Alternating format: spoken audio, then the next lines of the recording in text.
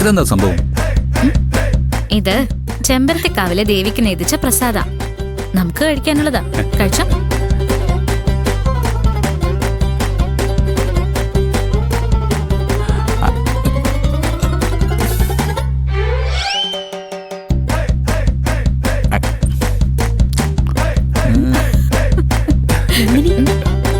നോക്കിക്കേ.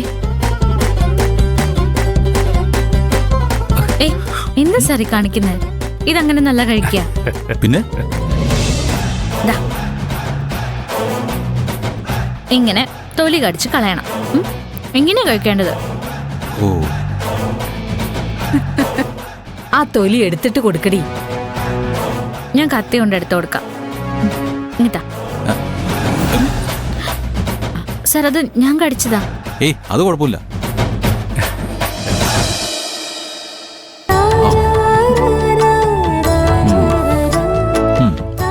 കൊള്ളാം.